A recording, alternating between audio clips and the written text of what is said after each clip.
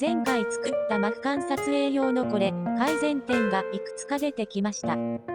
改善点1、影が盛大に映り込む。改善点2、スマホも取り付けられるようにしたい。今回はこの改善点を打破すべく魔改造していきます。近所の100円ショップで入手したスマートフォン用のスタンド。前回使用した W1-4 の規格のネジがバッチリ使えました。スマートフォンをセットしてみましたが、強度も問題なさそうです。こんな感じでスマートフォンを取り付けられるようにしようと思います。既存のネジが中でぶつからない位置で固定していきます。まずは小さな穴を開けてから、大きな穴を開けます。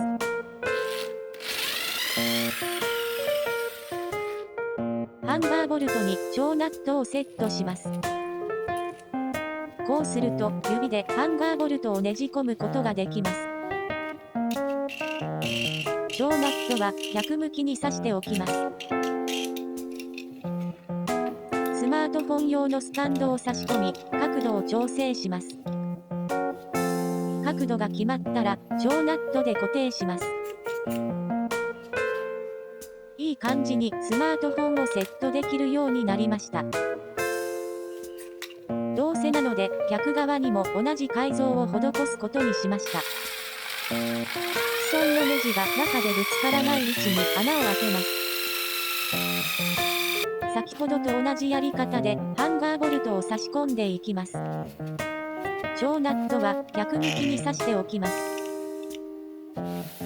もう一つのスタンドを固定していきます。任天堂スイッチみたいな色合いになりました。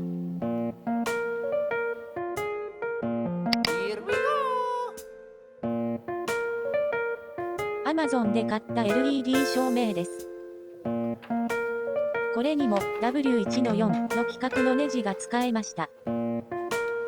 角材の下側に LED 照明を取り付けていきます。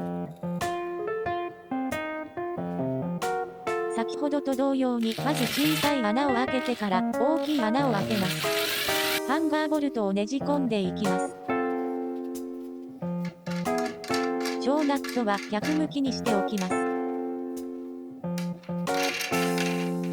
LED ライトの土台を固定します。LED ライトを取り付ければ完成です。最大で3台同時にセットできるようになりました。